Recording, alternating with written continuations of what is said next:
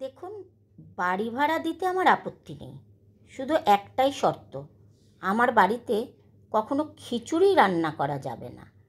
বাড়িওয়ালা লোকটার কথা শুনে বেজায় অবাক হলো সৌগত। বাড়ি ভাড়া নিতে গিয়ে এর আগেও অদ্ভুত সব শর্তের কথা শুনলেও এটা একদমই নতুন। কারণ জানতে চাইলে বাড়িওয়ালা হরিহরবাবু সরাসরি বললেন, অত শত বলা যাবে না, এই শর্ত মানতে না পারলে বাড়ি আমি ভাড়া দেব না। সৌগত তখন মরিয়া হয়েই বলল, আরে না হো, এমনি জিজ্ঞাসা করছিলাম। আপনার শর্ত মেনে নিতে আমার কোনো আপত্তি নেই। আসলে বাড়িটা সৌগতর খুবই পছন্দ হয়েছিল।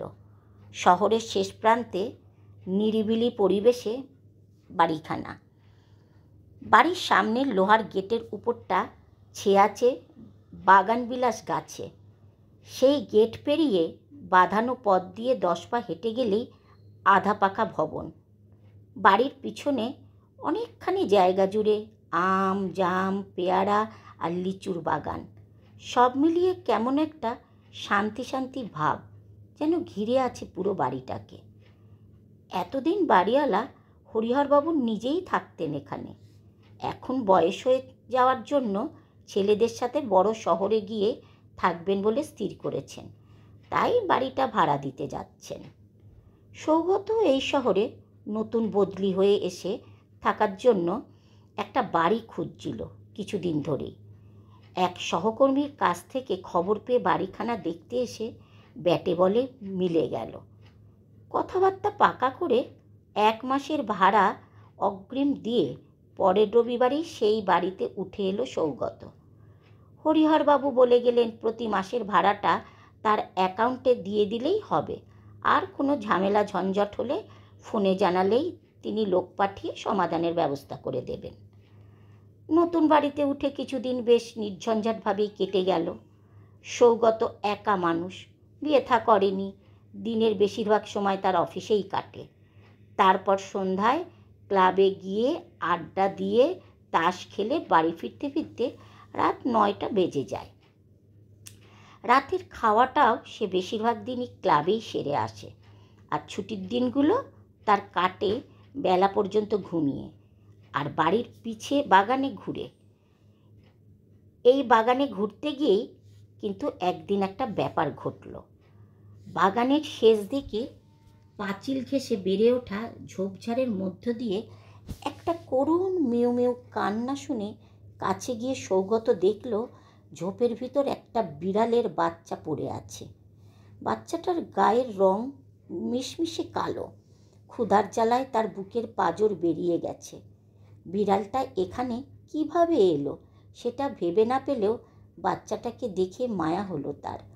সৌগত নিজেও অনাথ, ছোটোবেলাতেই বাবা মাকে হারিয়ে অনেক কষ্টে বড় হয়েছে। বিড়াল ছানাটার সাথে তার খুব সহজেই নিজের মিল খুঁজে পেল সে। সেদিন ছানাটাকে ঝোপের থেকে তুলে নিয়ে এসেছিল সৌগত, সেই থেকে তার সাথে সাথেই আছে ছানাটা। একটু বড় হলে সৌগত তার নাম রেখেছে রুক্মিণী। খুব চুপচাপ শান্ত স্বভাবের বিড়াল রুক্মিণী।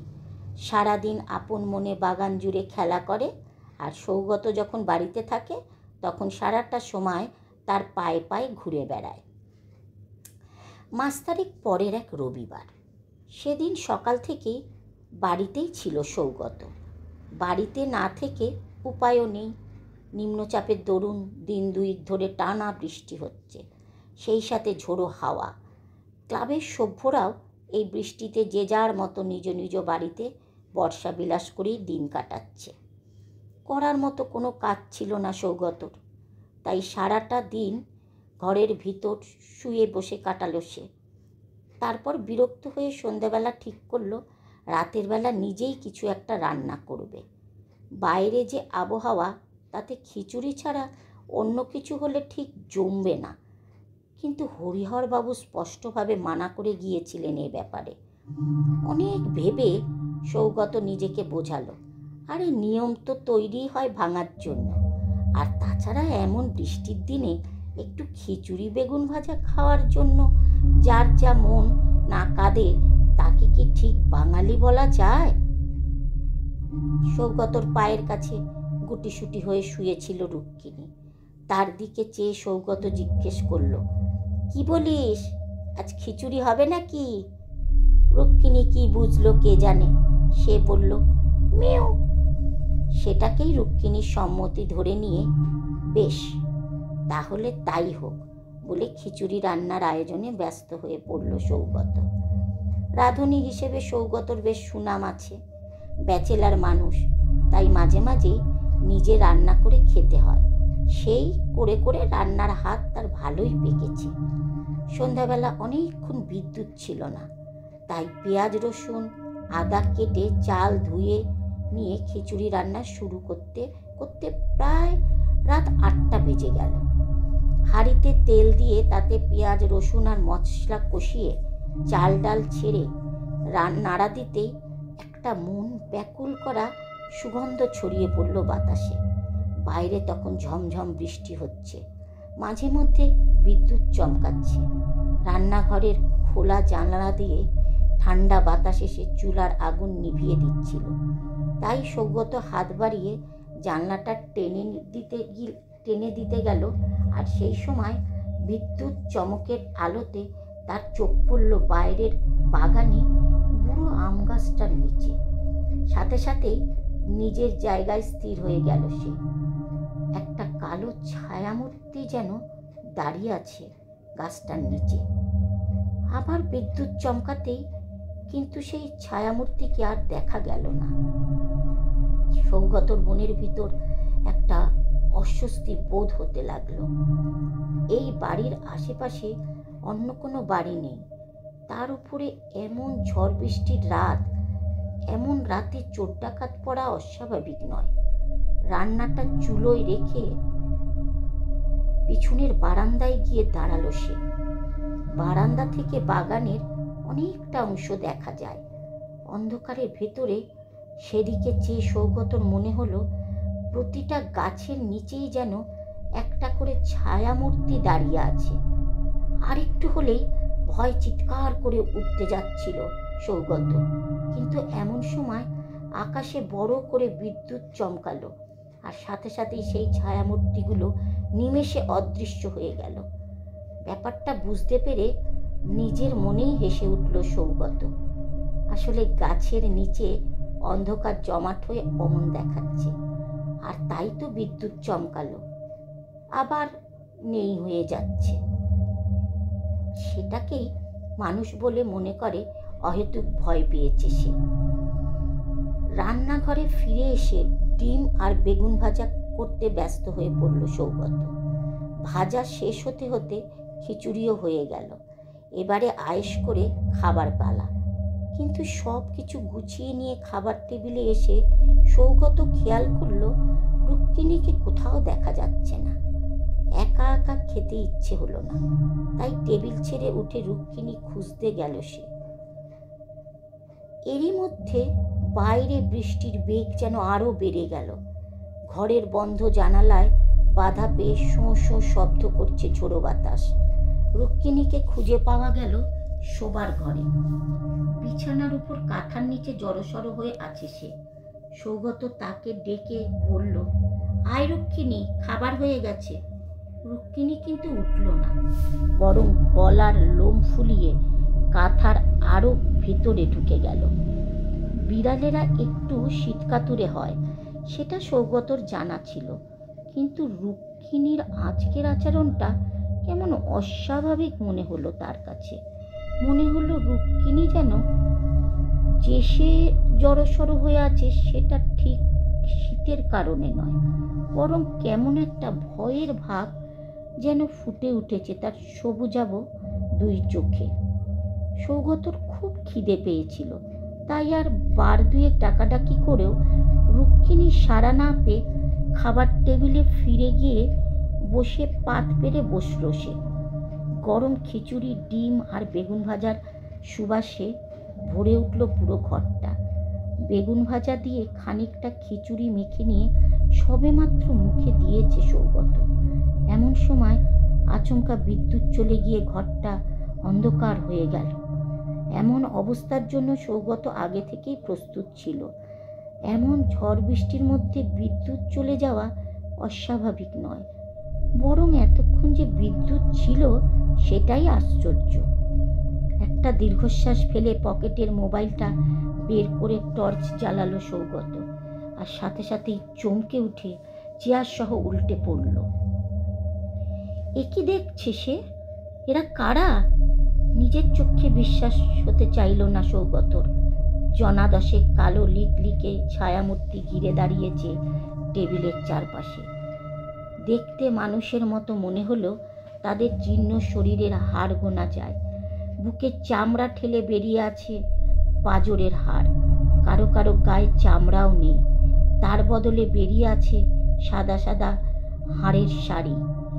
অক্ষিকোটরের অতল গভীরতা হতে সেই প্রেতমূর্তিগুলো জ্বলন্ত ক্ষুধার্ত চোখে চেয়ে আছে টেবিলের উপরে রাখা খিচুড়ির হাড়ির দিকে। সৌগতর আতঙ্কিত চোখের সামনেই সেই ছায়ামূর্তিগুলো একযোগে ঝাঁপিয়ে পড়ল হাড়ির ওপরে। তারপর ঘরের ভিতর যে নরককাণ্ড সৃষ্টি হলো তা বর্ণনার ভাষা জানা নেই সৌগতর। হাড়ির সেই যৎসামান্য খিচুড়ি নিয়ে টানাটানি, হাড়ে হাড়ে গুঁতো লাগার খটখট শব্দ, আর প্রেতদের চিল চিৎকারে কানে তালা লেগে যাবার উপক্রম। হাড়ির খিচুড়ি নিঃশেষ হয়ে যেতেই মূর্তিগুলোর দিকে দৃষ্টি পড়ল সৌগতর উপর। মুখে দিতে যাওয়া এক মুঠো খিচুড়ি ছড়িয়ে ছিটিয়ে পড়েছিল সৌগতর শরীর জুড়ে। সেই খিচুড়ির লোভে মূর্তিগুলো এবারে পায়ে পায়ে এগিয়ে আসতে শুরু করলো তার দিকে। মূর্তিগুলোর অস্থিসার শরীর আর ধিকি ধিকি জ্বলতে থাকা চোখের দিকে চেয়ে আতঙ্কে দম বন্ধ হয়ে আসতে চাইল তারা। এখনই হয়তো ক্ষুধার্ত সেই মূর্তিগুলো একযোগে ঝাঁপিয়ে পড়বে তার উপর, আর তারপর খুবলে খুবলে খাবে তার দেহটা। ভয়ে চোখ বন্ধ করে শেষ সময়ের জন্য প্রস্তুত হলো সৌগত। ঠিক এমন সময় একটা কুচকুচে কালো মাংসপিণ্ড যেন অন্ধকারের মধ্য থেকে ছুটে এসে লাফিয়ে পড়ল তার আর প্রেতমূর্তিগুলোর মাঝে। আচমকা বাধা পেয়ে থমকে দাঁড়ালো মূর্তিগুলো। ওদিকে প্রচণ্ড আক্রোশে গলার লোম ফুলিয়ে সেই কালো পিণ্ডটা ডেকে উঠল, ম্যাও ম্যাও ম্যাও।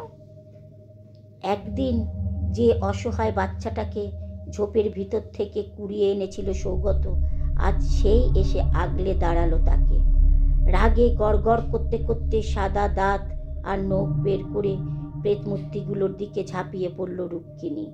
রুক্মিণীর রুদ্র মূর্তি দেখে বিকট চিৎকার করে একে একে ভোজবাজির মতো হাওয়ায় মিলিয়ে গেল সেই মূর্তিগুলো। আর সেই সাথে প্রচণ্ড মানসিক উত্তেজনার অবসান হতেই জ্ঞান হারালো সৌগত। এইভাবে কতক্ষণ পার হয়েছিল তা মনে নেই সৌগতর। জ্ঞান ফিরলে সে দেখল বাইরে ঝড় থেমে গেছে, বিদ্যুৎও চলে এসেছে, আর রুক্মিণী তখনও একই রকমভাবে দাঁড়িয়ে আছে তার গা ঘেঁষে। বাকি রাতটুকু শেষ হয়ে ভোরের আলো ফুটতেই হরিহরবাবুকে ফোন করে ঘটনাটা জানালো সৌগত। সব শুনে হরিহরবাবু বললেন, আপনি যখন সব জেনেই গেছেন তখন আর লুকিয়ে লাভ নেই। আসল ব্যাপারটা আমরা নিজেরাও ঠিক জানি না, তবে শুনেছি লোকালয় হবার আগে ওখানে একসময় একটা গ্রাম ছিল।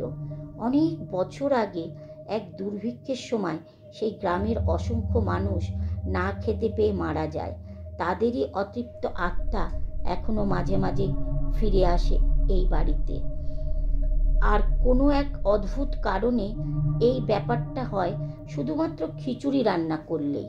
তাই বাড়ি ভাড়া দেবার আগে আপনাকে খিচুড়ি রান্না না করার শর্ত দিয়েছিলাম। আপনি সেটা মানলেই বিপদ হতো না। যাই হোক, আপনি বাড়ি ছেড়ে দিতে চাইলে আমাকে বলবেন। আচ্ছা বলে ফোনটা রেখে দিল সৌগত। তবে মনে মনে সে ঠিক করলো, বাড়ি না ছেড়ে তার চেয়ে বরং এক হাঁড়ি খিচুড়ি রান্না করে একদিন বাগানে গিয়ে দিয়ে আসবে। তাতে যদি অভুক্ত আত্মাগুলোর শান্তি হয়, আর রুক্মিণী যতদিন সাথে আছে ততদিন ভূতের ভয় তার না পেলেও চলবে। প্রাচীন মিশরীয়রা বিড়ালকে দেবতাজ্ঞানে পুজো দিত। তাদের বিশ্বাস ছিল মৃত জগতের পাহারাদার হলো বিড়াল দেবতা। বাস্তত সে কথাটা একদম যে ভুল নয় সেটা তো সৌগত কাল রাতে নিজের চোখেই দেখেছে। রুক্মিণী এতক্ষণ পাশেই বসেছিল। এবার তাকে কোলে তুলে নিয়ে সৌগত জিজ্ঞেস করলো, কিরে, তুই কি বাঁচতে তো এর চেলা নাকি? রুক্মিণী বলল, মেও। গল্পটির নাম খিচুড়ি রহস্য।